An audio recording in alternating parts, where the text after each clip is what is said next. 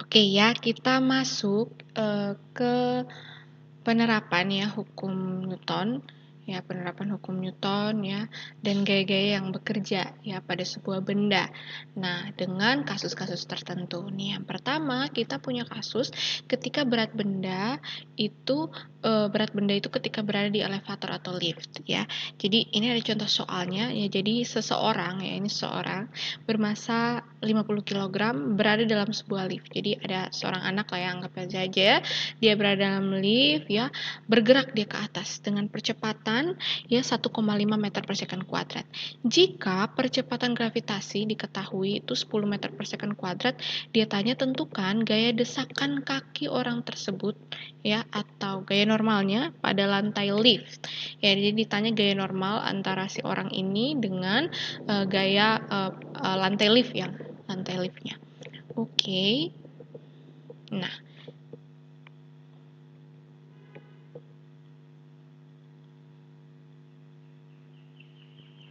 jadi setelah kalian gambarkan ya, kalian gambarkan dia, visualisasikan ya, jadi ada orang.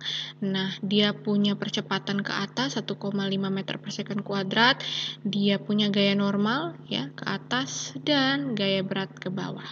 Nah, karena dikatakan bahwa sigma Fy ini dia bergerak ke atas ya, dia bergerak.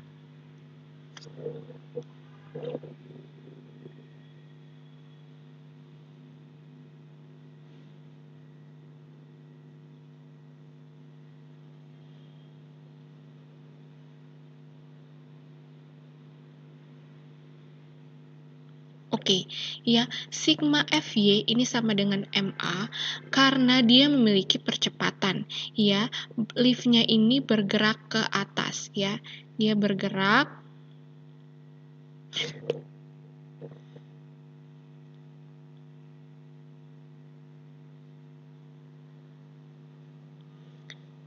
Oke ya, jadi sigma Fy ya, kita tinjau sigma Fy-nya ya, kita tidak perlu lagi tinjau sigma Fx. Kenapa? Sekali lagi bendanya bergerak hanya ke atas. Jadi kita tinjau semua benda yang bekerja pada sumbu Y-nya saja ya. Sigma Fy sama dengan M kali A. Hukum 2 Newton di sini berlaku. Nah, kita lihat apa saja yang bergerak. Pertama ada N ya, positif. Dia bergerak ke atas dikurang dengan W, gaya beratnya ke bawah ya, sama dengan Ma ya. Ini soal yang mudah, jadi tinggal kita masukkan ya. N, gaya normalnya belum diketahui, sama dengan ya pindah ruas min W jadi positif W ya, plus M kali A ya. Pindahkan ruas. Nah, rumus W gaya berat M kali G plus M kali A. Nah, M-nya sama ya, M-nya ini adalah massa dari orang yang naik di atas lift. Jadi bisa kita tulis M dikali G plus A, kita kelompokkan saja ya. Nah, diketahui massa orang ini 50 kg, tinggal dituliskan gravitasi 10 Newton, percepatan 1,5 meter per second kuadrat. Tinggal ya, kita dapat jawabannya. Ya, 10 plus 1,5, 11,5 kali 50, 575 Newton. Jadi gaya normal yang dialaminya adalah 575 Newton.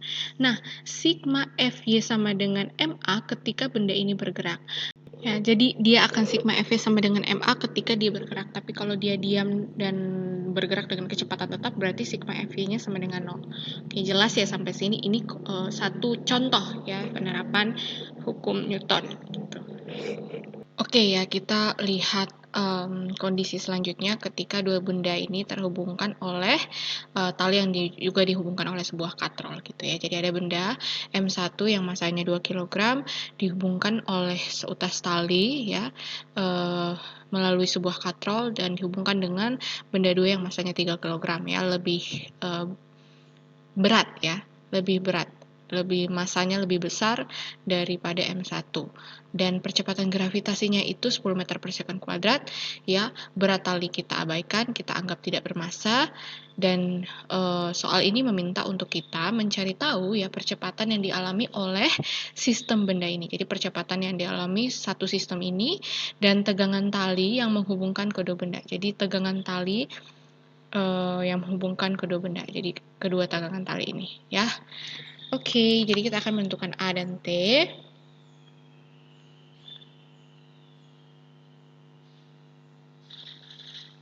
Oke ya. Seperti soal-soal sebelumnya, kita uraikan vektor-vektor yang bekerja. Nah, pertama kita harus analisa dulu ya. Analisa dulu pergerakan dari sistem ini yang dihubungkan oleh sebuah katrol. Ya, yang pertama kita mau lihat bahwa M2 ini ya dia masanya lebih besar. Jadi pastinya gaya beratnya ini lebih besar dari M1. Jadi M2 ini lebih besar dari M1, gaya beratnya pasti M2 lebih besar dari M1. Dan ya, karena inilah kita bisa simpulkan bahwa benda ini akan bergerak ke arah kanan menuju pada benda 2 ya. Nih, ini arah ya, anak panah ini akan menunjukkan arah pergerakan dari sistem ini. Dari M1 ini akan terangkat ya, talinya akan bergerak menuju benda 2. M2 ini akan turun nanti. Gitu ya. Jadi sehingga kita berlaku hukum Newton. Karena apa? Karena benda ini bergerak. F sama dengan M kali A ya. Nah, selanjutnya kita mau lihat gaya-gaya yang bekerja. Ya, gaya-gaya yang bekerja apa saja? Yang pertama ada gaya berat ya, gaya berat di masing-masing benda ini. Jadi ada M1, gaya beratnya W1, di benda 2 yang masanya M2, gaya beratnya W2 ya. Kenapa tidak ada gaya normal seperti benda lainnya? Karena tidak ada bidang sentuhnya ya, dia tidak ada bidang sentuhnya, dia hanya benda yang dihubungkan oleh tali dan katrol, tidak ada bidang sentuh, jadi tidak ada gaya normal, hanya ada gaya berat yang arahnya ke bawah dan tegangan tali ya, tegangan tali M1, perhatikan tegangan tali M1 ini berlawanan dengan W1 ya. Jadi karena adanya gaya berat, tegangan talinya ini ke atas ya, ke atas gitu, ke atas, sedangkan M2 ini ya karena gravitasi tegangan talinya ini juga ke atas gitu ya. Jadi arah tegangan talinya keduanya itu ke atas. Oke ya. Nah, sekarang kita mau analisa. Jadi hanya ada gaya yang bekerja di sumbu Y karena tidak ada gaya yang bekerja di sumbu X ya. Ada T dan W ya. Nah, oke, kita mau lihat ya F sistemnya ini bagaimana. Jadi kita lambangkan ini F sistem ya. F sistem sama dengan M kali A ya. M sistem kali A gitu ya. Nah, jadi kita mau lihat nih. Oke, nah bagaimana kita menentukan ini negatif, ini positif ya? Kita menentukan arah. Kita meninjaunya dengan melihat arah pergerakan benda ya. Nah, semua arah gaya yang melawan arah gerak benda kita anggap negatif. Dia bernilai negatif. Jadi, kalau benda ini bergerak ke kanan dan ada gaya yang melawan arah gerak ini, benda yang ke kanan ini, kita anggap negatif ya. Bukan kita anggap negatif, bernilai negatif ya. Jadi kalau benda ini M1 ini harusnya bergerak ke atas, tapi W1 ini bergerak ke bawah, artinya W1 ini sebenarnya melawan gerak benda M1. Jadi W1-nya minus ya, nilainya minus. Sedangkan T yang bekerja di M1 ini positif. Kenapa? Karena M1 ini akan bergerak ke atas ya, sesuai analisa kita tadi. Jadi dia positif. Sedangkan tegangan tali untuk M2 ini ya, T di sini negatif. Kenapa negatif? Karena benda ini harusnya bergerak ke kanan ya, menuju ke bawah. M2 ini menuju ke bawah, tapi tegangan talinya ke atas. Ya, tegangan talinya ke atas sehingga dia negatif. Dia melawan gerak benda. Dan yang kedua, M2 ini positif, ya W2 ini positif. Kenapa? Karena sistem benda bergerak ke bawah ya. Jadi W2 ini bekerja sesuai dengan sistem gerak benda. Jadi positif. Nah, M sistem kita jumlahkan M1 plus M2 dikali dengan percepatannya. Ya. Nilai tegangan talinya sama ya. Jadi T kurang T 0 ya, kita tinggal punya W2 dikurang dengan W1 ya. M1 plus M2 kali A diturunkan saja. Rumus W M kali G ya, M2 kali G kurang M1 kali G. Ini dituliskan lagi. Nah, kita kelompokkan yang sama ya. M2, M1 sama-sama dikalikan G. Ya, M2 kurang M1 kali G. Nah, M1 plus M2 kali A. Nah, kita dapat nih ya. Kita tinggal pindah ruas. Nanti A sama dengan ini M1 plus M2 kan perkalian ya. Kita pindah, kalau pindah ke sini ya. Ini nanti sini kita balik per ya, dia jadinya pembagian 1 per M1 tambah M2. Jadi M2 kurang M1 per M1 plus M2 dikali G. Ya, tinggal kita masukkan saja masanya. 3 kurang 2, ya, 3 kg tadi, 2 kg, tambah 2 plus 3. Ya, jangan bolak-balik, dikali 10. Diketahui ya, jadi dapat kita 1 kali 10, 10, 2 plus 3, 5, 10 bagi 5, 2 meter per second kuadrat. Jadi kita dapat nih percepatan A-nya. Nah, sekarang kita mau lihat tegangan tali.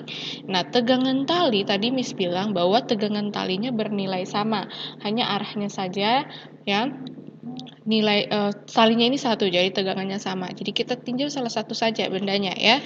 Nah, kita mau tinjau gaya yang bekerja hanya di benda 2. Jadi ada sigma F2 bergerak, hukum Newton 2 lagi, M2 kali A ya. W2 kurang T ya. Walaupun dia ke atas tapi di sini kita analisis berdasarkan gerak benda ya. W2 kurang T sama dengan M2 kali A ya.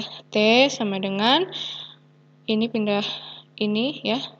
T sama dengan W2 kurang M2 kali A. Ya, dari mana ini kita pindah ruas atau kalian boleh juga anggap kalian kalikan dengan min 1 ya. Nah, kedua ruasnya. Jadi T sama dengan W2 kurang M2A, rumus W M kali G, tinggal masukin ya.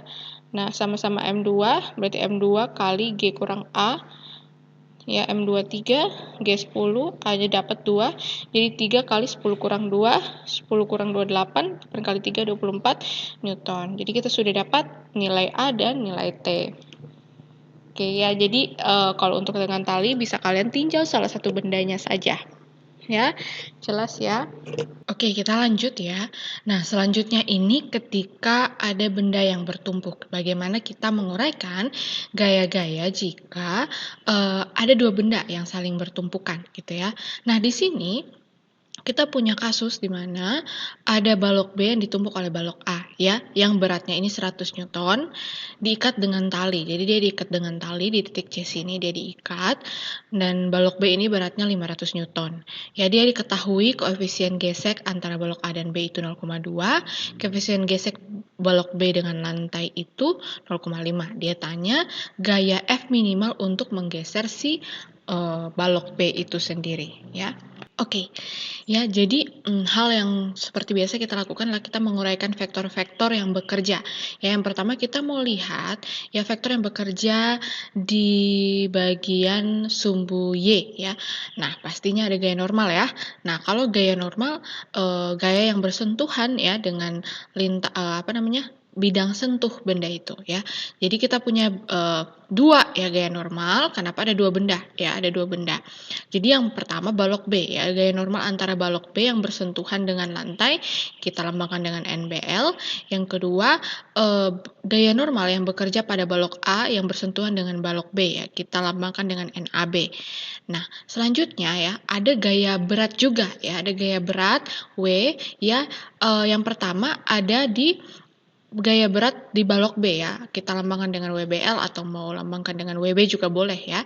Yang kedua, gaya berat yang bekerja di balok A ya, WAB atau kalian mau lambangkan juga dengan WA boleh gitu. Ini hanya sebagai keterangannya saja untuk membedakan. Nah, jadi kita punya nih ya, ada 4 gaya yang bekerja di sumbu Y. Nah, ada gaya normal di balok B, gaya normal di balok A, gaya berat balok B, dan gaya berat balok A ya. Apakah kita perlu menguraikannya lagi? Tidak perlu ya. Kenapa? Karena sudah sesuai ya, gaya ini sudah sesuai dengan sumbu Y-nya. Nah, oke ya, jadi ini kita masih mudah di sini ya. Nah, selanjutnya kita mau lihat gaya yang bekerja secara horizontal atau yang bekerja di sumbu X ya. Yang pertama kita punya gaya F ya, gaya yang menarik bola B balok B. Yang berikutnya kita punya T ya, tali, tegangan tali yang menghubungkan titik C ini dengan balok A ya. Yang berikutnya kita punya gaya gesek. Nah, gaya gesek di sini ada gaya gesek antara balok B dengan lantai ya, kita lambangkan dengan FBL ya. Dan yang kedua kita punya gaya gesek antara balok A dan balok B, kita lambangkan dengan FAB. Dan sebenarnya kita juga punya gaya gesek antara balok B dan balok A ya, kita lambangkan dengan FBA ya. Sorry ini typo. Tapi ya gaya gesek FAB dan FBA ini sama, jadi anggap saja satu ya, jadi sama gitu, jadi mencari salah satunya juga bisa gitu ya. Nah, ini dia, dan untuk secara horizontal atau sumbu X juga sudah sesuai ya, jadi tidak perlu kita uraikan lagi. Nah, jadi ini pembagian penguraian ya vektor-vektornya gitu. Oke, kita lanjut karena sudah sesuai dengan sumbu Y dan sumbu X, tinggal kita cari tahu yang pertama.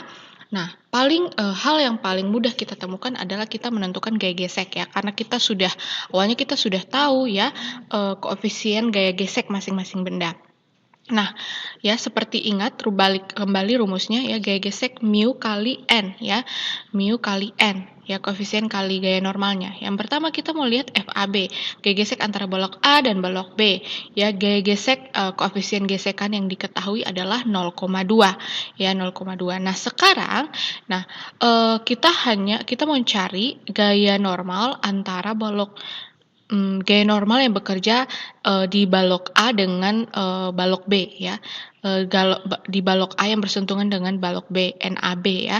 Nah, gaya normal NAB ini adalah gaya berat dari balok A itu sendiri karena dia diam ya, sigma F sama dengan 0, sigma Fx sama dengan 0 ya. Kita mau lihat yang bekerja di balok A, sigma Fy sama dengan 0 ya, gaya yang bekerja di balok A secara sumbu Y ada NAB dikurang dengan WAB ya, jadi nanti sama dengan 0, maka gaya normal untuk balok A yang bekerja dengan balok B ini sama dengan gaya berat balok A ya, jadi 100 Newton gitu kan, diketahui sebelumnya balok A itu beratnya 100 Newton.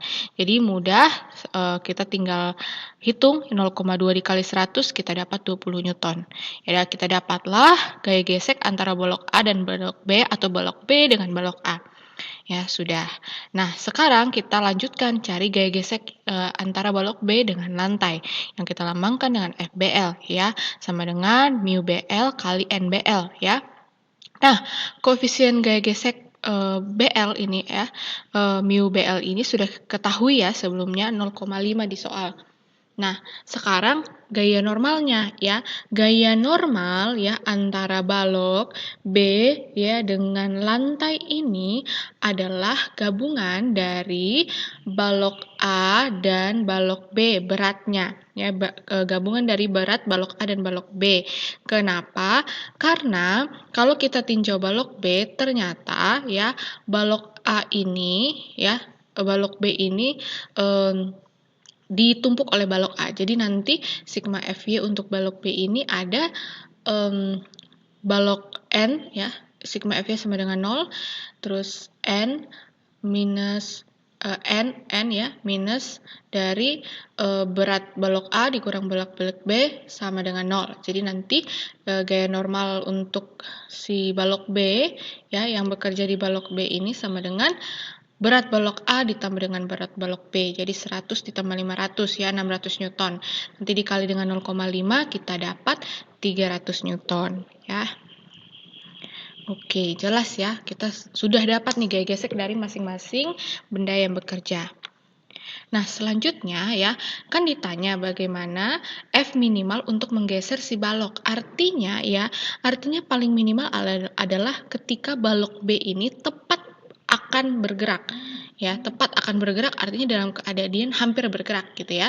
Jadi bisa kita lihat bahwa sigma Fx untuk sigma Fx-nya ini sama dengan 0. Ya, sigma Fx-nya sama dengan 0. Kita mau lihat gaya yang bekerja di balok B, ditinjau diam yang bekerja secara horizontal ya.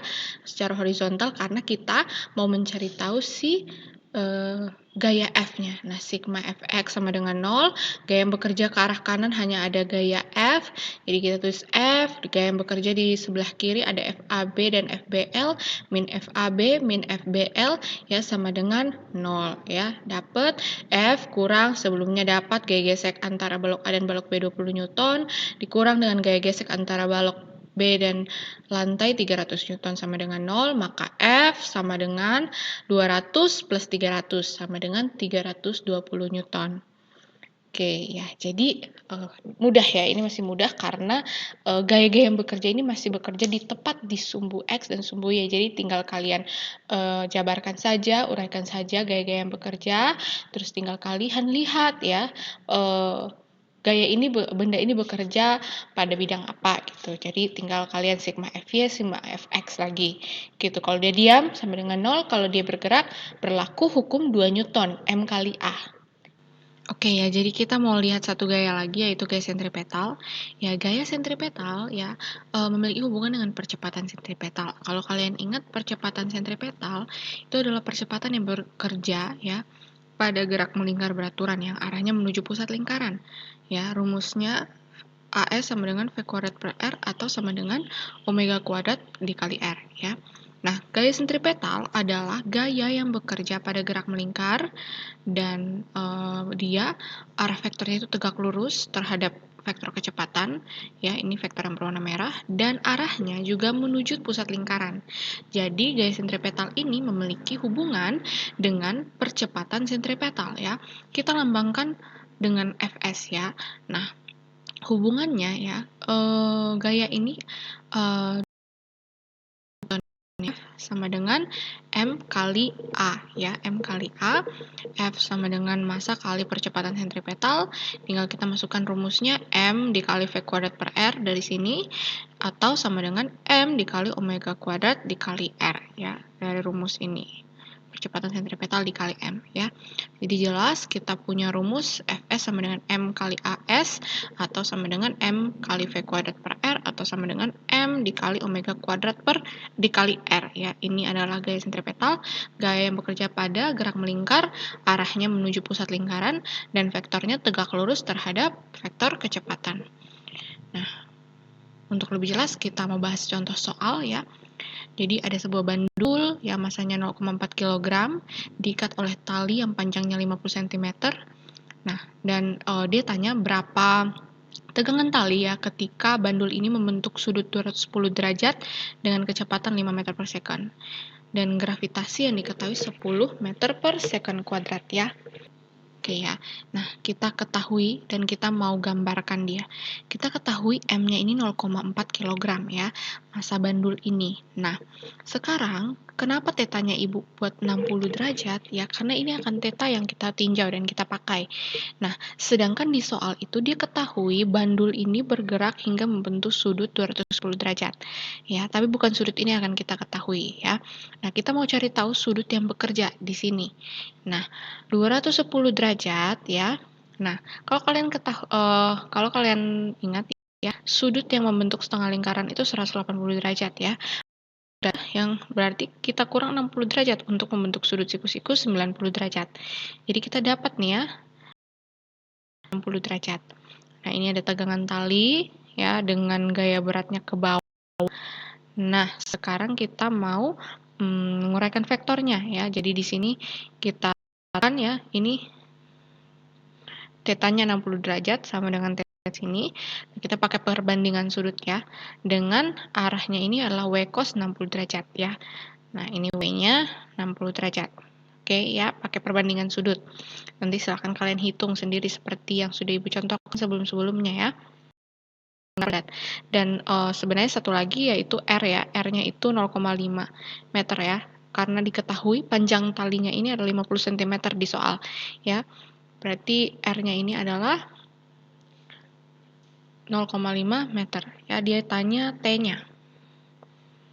Nah, tinggal kita masukin ya, sigma Fs sama dengan M kali AS.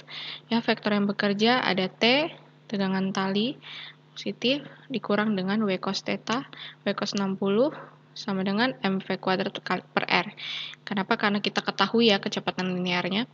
Nah, kita langsung tulis saja tes kurang W M kali G cos 60 derajat sama dengan M V kuadrat per R ya.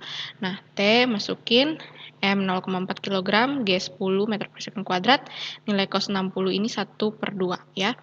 Nah, M 0,4 V kuadrat, V-nya 5 meter per second, dikuadratkan per R-nya 0,5 meter. Nah, tinggal kalian hitung ya. Ini hasilnya adalah 2 dan 0,4 kali 5 dikuadrat bagi dengan 0,5 20 ya. Jadi tinggal pindah ruas, T sama dengan 20 ditambah dengan 2 sama dengan 22 Newton. Oke, jadi kita dapat ya tegangan talinya. Jadi rumusnya hanya ini ya. Balik lagi hukum 2 Newton, sigma F sama dengan M kali A, tinggal A-nya kita sesuaikan ya dengan gerak melingkar. Yang percepatan sentripetal. Kalau diketahui soalnya adalah gerak melingkar. Oke, jelas ya sampai sini? Oke, jadi itu ya, kita punya 5 gaya ya. Ada gaya normal ya, gaya yang bekerja pada bidang sentuh sebuah benda yang arahnya ke atas. Yang kedua, kita punya gaya berat yang arahnya selalu menuju ke pusat bumi, ya bekerja pada titik pusat massa benda, arahnya ke bawah. Ya, yang ketiga, kita punya gaya gesek yang arahnya selalu berlawanan ya dengan arah gerak benda yang timbul akibat kekasaran ya benda antara dua benda yang saling bersentuhan. Ya, berikutnya juga kita punya tegangan tali ya, gaya tegangan tali. Dan yang kelima kita belajar tadi ya mengenai gaya sentripetal ya, gaya yang bekerja pada benda yang bergerak melingkar ya, arahnya itu selalu menuju ke pusat lingkaran ya. Jadi jenis-jenis gaya ini berhubungan ya dengan hukum 1 Newton, 2 Newton, 3 Newton. Ya, hukum 1 Newton untuk benda diam akan tetap diam, dan untuk benda yang bergerak beraturan akan tetap bergerak lurus beraturan ya, dengan sigma F sama dengan 0. Jadi, kalau kalian menguraikan gaya-gaya yang bekerja ketika dia diam atau dia bergerak lurus ya, beraturan, berarti dia mengalami hukum 1 Newton ya, sigma F sama dengan 0. Baru kalian tinggal uraikan gaya yang bekerja di sigma F, sigma Y, Fy ya, sumbu Y atau di sumbu X ya. Dan kalau dia bergerak punya percepatan berarti berlaku hukum kedua Newton ya. Hukum kedua Newton F sama dengan M kali A ya. Tinggal juga kalian uraikan ya benda itu bergerak di sumbu apa ya, sumbu Y atau sumbu X ya. Dan untuk aksi reaksi ya, salah satu contohnya di tegangan tali ya, ada aksi reaksi dengan benda ya. Jadi itu hal yang perlu kalian ingat ya dengan baik. Jadi hukum 1 Newton, 2 dan 3 yang sudah kita pelajari berhubungan ya dengan setiap gaya yang akan kalian uraikan gitu. Oke ya, saling berhubungan, dan kalau gaya itu belum tepat berada di sumbu X dan sumbu Y, berarti kalian harus uraikan. Kalian cari sudut yang mengapitnya, tinggal kalian uraikan pakai perbandingan sudut ya, pakai perbandingan sudut, kita mencari sin cos-nya dulu ya, gitu. Seperti yang sudah kalian tonton videonya. Nah, selanjutnya ya, silahkan mengerjakan soal ya yang sebelumnya kalian kerjakan, ada 2 nomor. Nanti Ibu juga akan post petunjuknya ya, lebih ke petunjuknya juga. Kalian sudah belajar juga bagaimana sistem benda yang menumpuk ada di salah satu soal, dan nanti tegangan talinya juga Ibu akan kirimkan dalam bentuk PDF petunjuk caranya mengerjakan. Gitu, nanti akan ada satu soal lagi ya. Jadi nanti kalian akan punya 3 soal dan nanti dikumpulkan bukan hari ini. Ibu akan undur pengumpulannya. Ya, silahkan nanti lihat pengumumannya di Google Classroom. Oke ya. Demikian pembelajaran kita mengenai dinamika partikel. Sampai di sini pembelajaran kita. Jika ada pertanyaan, silakan menghubungi Ibu ya. Tuhan Yesus memberkati.